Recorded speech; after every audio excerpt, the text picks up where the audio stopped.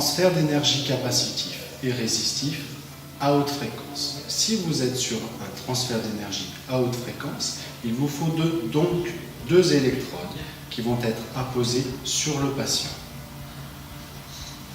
Classiquement, quand on travaille en TCAR thérapie, vous utilisez une électrode fixe, soit métallique comme celle-ci, soit une électrode adhésive comme celle-là. Cette électrode-là, quand vous êtes avec votre patient, vous devez avoir un maximum de surface à poser sur le patient. Ici, je vais vous illustrer cette séance en travaillant sur l'ensemble du rachis de mon patient.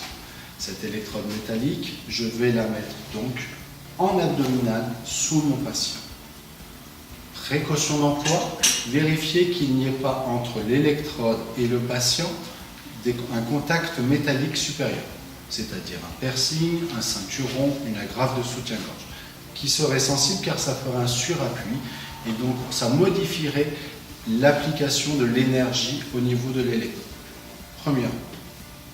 Et ensuite, vous utiliserez une électrode mobile qui sera soit capacitive, soit résistive. Quand on travaille sur ce principe-là, vous verrez ça en formation et vous pouvez déjà le voir dans le book qui vous a été livré avec l'appareil. C'est ce qu'on appelle la TCAR 1.0. TCAR 1.0, je travaille avec une électrode fixe, qui est une électrode de grande surface, et une électrode mobile. Cette électrode fixe, comme nous sommes sur un circuit électrique avec une action sinusoïdale et un courant électrique alternatif, vous avez donc une action électrique en regard aussi de cette électrode. Vu sa superficie, vous dispersez l'énergie.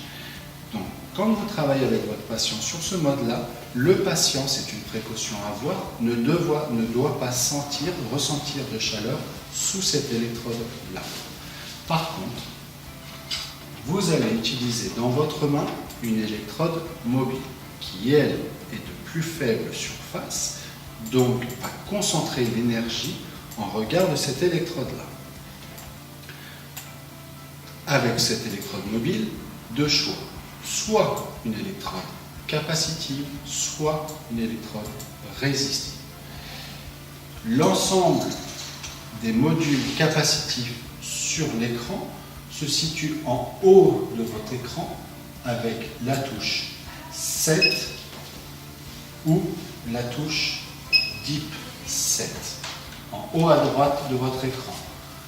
Si je sélectionne le mode 7 capacitif, vous êtes à 500 kHz, c'est-à-dire que vous allez avoir une action très superficielle, à peu près 1 cm en regard de l'électrode. Car le mode capacitif, vous avez un isolant, c'est ce revêtement noir en regard de l'électrode. Et cet isolant va induire un microchamp en regard de l'électrode. Donc, nous allons avoir une sélection prédisposée des tissus superficiels et locaux en regard de l'électrode. Prise en main. J'applique une petite noisette de crème conductrice en regard de l'électrode. J'étale la crème. Veillez à ne pas utiliser trop de crème avec ce mode capacitif pour avoir une action et une conduction du courant vraiment entre cette partie principale de l'électrode et les tissus du patient. Le surplus de crème va être étalé sur la zone que je souhaite travailler. Capacitif, action locale, action superficielle, microchamp induit. Donc, nous avons une action principale au niveau des tissus, ce que l'on appelle les tissus mous, c'est-à-dire les tissus vasculaires et les tissus étant peu chargés en collagène. Essayez d'avoir une prise en main large afin que le patient ressente uniquement les bienfaits d'un massage et n'est pas la sensation d'avoir le contact de l'électrode. Ce sera beaucoup plus confortable pour lui. Résumons. Mode capacitif, action locale, action superficielle, action vasculaire au niveau des tissus. Action associée à du massage. Objectif, lancer la vascularisation sur la zone que je veux travailler. Commencer le relâchement musculaire en regard d'une lésion, exemple articulaire, ici sur les dorsales moyennes, de mon patient. Vous voyez, j'ai mis très peu de crème. Si vous sentez que ça accroche pendant le massage, comme tout type de massage, n'hésitez pas à rajouter un petit peu de crème.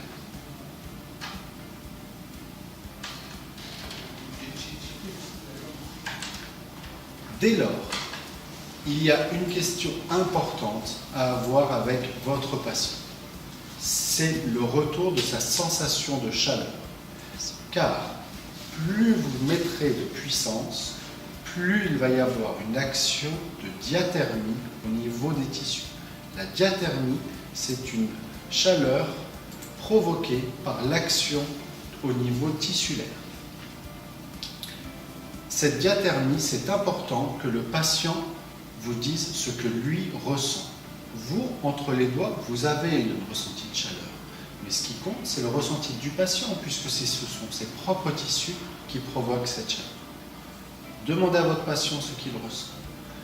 Simplement, s'il ne ressent pas de chaleur, vous êtes sur de l'athermie, c'est-à-dire que vous avez uniquement l'effet cellulaire précité. Si le patient ressent une petite chaleur confortable, légère, douce, sensible au contact que vous auriez si vous faisiez un massage à crème neutre, cela signifie que vous commencez à relancer la vascularisation, la vasodilatation au niveau des capillaires. Enfin, si vous rajoutez plus de puissance, vous aurez plus d'action tissulaire et donc le patient va ressentir une diathermie plus importante. C'est ce qu'on appelle une diathermie forte, une diathermie importante. On pourrait comparer ça dans un premier temps à une sensation de massage sous huile chaude, sous pierre chaude. C'est une sensation très agréable pour le patient et vous pourriez masser comme ceci pendant des heures. Résultat, une vascularisation augmentée au niveau des troncs principaux, au niveau des troncs vasculaires. Enfin, dernier stade que vous pourrez lire dans les protocoles, c'est l'hyperthermie, c'est-à-dire que j'augmente la puissance et le patient, au bout d'une dizaine de secondes, va sentir une sensation de chaleur trop importante et vous demandera de retirer l'électrode.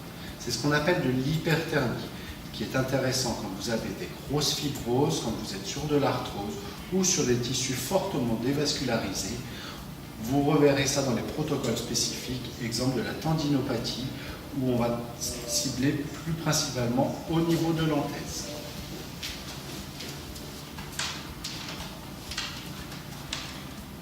Ces différents stades de ressenti de chaleur du patient, du ressenti du diathermie, vous les avez sur le mode capacitif, mais exactement le même retour du patient sur les autres modes, capacitif, deep capacitif, résistif. Je suis en capacitif. Si je sélectionne juste à droite l'autre touche qui est deep capacitif, visualisez deep 7 sur votre écran. Ce deep capacitif, vous avez exactement le même principe capacitif que je viens de vous expliquer, simplement vous êtes sur une fréquence plus basse, exactement à 300 kHz. Qui dit fréquence plus basse, dit longueur d'onde plus importante au niveau du microchamp, et donc vous allez avoir, vous l'avez déjà compris, une action plus profonde au niveau des tissus, toujours ces tissus mous, toujours ces tissus vasculaires. Vous serez de l'ordre de 4 cm d'atteinte des tissus. Toujours ce bip. Le patient, dans un premier temps, ressent une chaleur beaucoup plus douce, beaucoup plus haute qu'en capacitif, car vous avez une action plus profonde au niveau des tissus. Donc vous êtes moins sur une action des récepteurs cutanés. Si vous restez fixe, au bout de 3-4 secondes, c'est comme si vous aviez un système de sélection des tissus de la profondeur vers la superficie. Et le patient va finir par ressentir la chaleur. C'est un mode très intéressant. Vous le verrez bien plus tard, mais vous allez vite pouvoir faire vos propres protocoles. Dès que vous êtes sur des tissus vasculaires plus profonds, type pyramidal, psoas, et quand vous allez faire vos protocoles sur l'ensemble du travail viscéral. Petite astuce, lorsque vous êtes dans votre massage et que vous voulez toucher différents types de tissus, différentes profondeurs de tissus, et que vous ne savez pas forcément où est la lésion, vous ne savez pas forcément à quel étage, quelles fibres exactement ont été touchées sur la contracture. Prenons l'exemple par exemple de trapèze massif comme chez mon patient, vous pouvez utiliser la touche dynamique. Si vous sélectionnez cette touche dynamique toutes les 4 secondes, automatiquement votre winback va alterner entre du 7 et du deep set.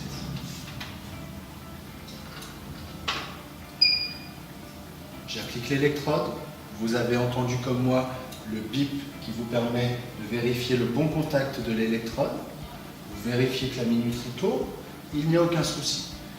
Vous avez mis un petit peu de crème, vous pouvez avoir une prise large au niveau de votre massage et toutes les 4 secondes, l'appareil automatiquement va basculer entre du 7 et du 10.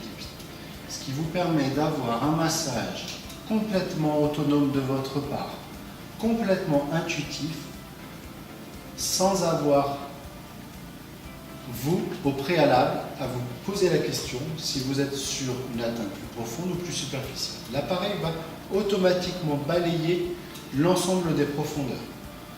Résultat, gain de temps pour vous. Plus efficace, plus confortable. Maintenant, le mode résistif. Dans l'ensemble des protocoles, vous verrez, nous commençons toujours par une prise en main du patient avec les électrodes capacitives et après, nous travaillons avec le mode résistif.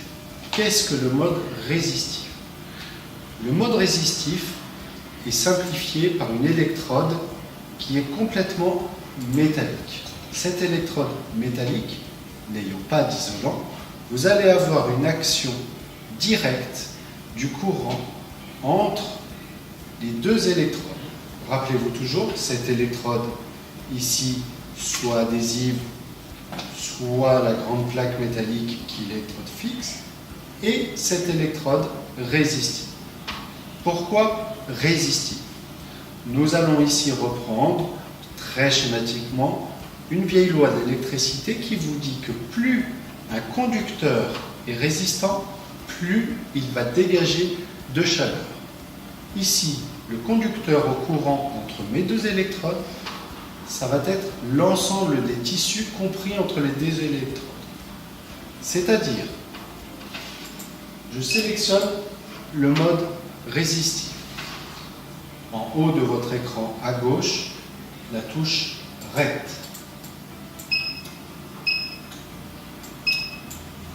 Je me mets en RET. Je ne suis plus en dynamique. Je me mets à 30% de puissance. Je vous conseille au départ, quel que soit votre patient, quelle que soit la pathologie, de commencer à 30%. Et en fonction du ressenti de patient, la diathermie que l'on a expliqué, vous ajustez la puissance en fonction de la vascularisation ou non que vous recherchez en fonction de votre bilan. Mode résistif. Quand j'applique l'électrode, vous avez toujours ce bip et vous avez une action diffuse entre les deux électrodes. Ici, mon électrode résistive, mobile, et l'électrode de retour en abdominal sur mon patient, cette grande électrode fixe et métallique. Plusieurs cas de figure. Nous avons vu que nous allons travailler en fonction de la résistance des tissus. Et plus un tissu est résistant, sous l'influence de la haute fréquence en résistif, plus il aura tendance à dégager de la diathermie et de la chaleur. Si je ne fais rien, que je pose uniquement mes 2 électrodes, quel facteur va pouvoir augmenter la résistance de mes tissus?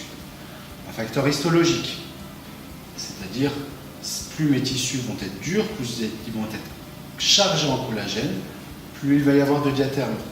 Naturellement, si je reste comme ça et que je ne fais rien, mon patient va ressentir une chaleur sur l'ensemble de son tissu ostéo-articulaire, os, tendons, capsules, beaucoup plus chargé en collagène qu'un vaisseau lymphatique par exemple. Deuxième cas de figure. Sur mon trajet, j'ai une lésion. Prenons la lésion la plus simple du monde pour nous, masseurs kinésithérapeutes. Une contracture. Si j'ai une contracture sur mon trajet, cette contracture aura tendance à augmenter la résistance de mes fibres musculaires et naturellement, la Wim-Back thérapie vous permet d'avoir une vascularisation ciblée sur cette contracture. Mais, vous le savez très bien, la T-CAR thérapie est associée à des techniques manuelles. Donc, avec ce mode résistif, si je masse mon patient, si je mobilise mon patient, si je fais des étirements au niveau des tissus compris entre mes 2 électrodes, si je demande à mon patient de travailler en tenue relâchée, en contracté relâché, en excentrique, toutes les techniques manuelles qui sont à votre portée ont une action d'augmentation de la résistance à l'instant T sur les tissus que vous touchez. C'est pour ça que le mode résistif est dédié à l'ensemble de votre technique, de votre expertise manuelle. Lorsque je le masse, je comprime des tissus. À l'instant T, j'ai une augmentation de la résistance par massage de mes fibres musculaires.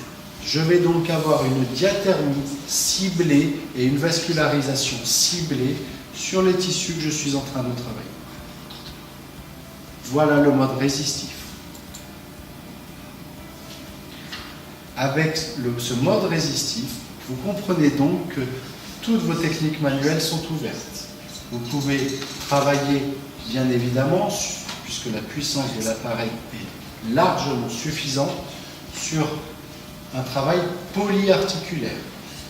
J'applique l'électrode au niveau du coude de mon patient. Je peux mobiliser l'ensemble de sa ceinture scapulaire.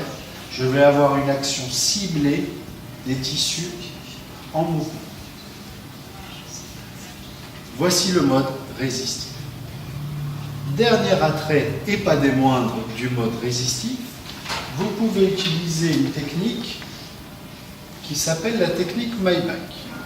Je vais prendre mon électrode. Je mets un petit peu de crème sur l'électrode. J'ai donc de la crème sur mes autres doigts. Je vais verrouiller l'électrode au niveau de ma main face dorsale. Que se passe-t-il? J'ai donc mes mains qui deviennent, mes doigts, qui deviennent le prolongement de mon électrode. Et dès que je vais me mettre en contact avec le patient, vous avez votre électrode, ici, ce sont vos doigts. Ce qui vous permet d'avoir un massage direct sur votre patient avec vos doigts qui émettent et qui conduisent le courant et vos doigts vous permettent d'avoir des doigts d'écoute en même temps. Cette technique Maybach est très intéressante si vous voulez travailler sur des trigger points, si vous voulez faire un MTP au niveau d'une tendinopathie, par exemple. Voici le mode T-CAR 1.0, capacitif, résistif. T-CAR 1.0, je travaille avec une électrode mobile et j'ai une électrode fixe.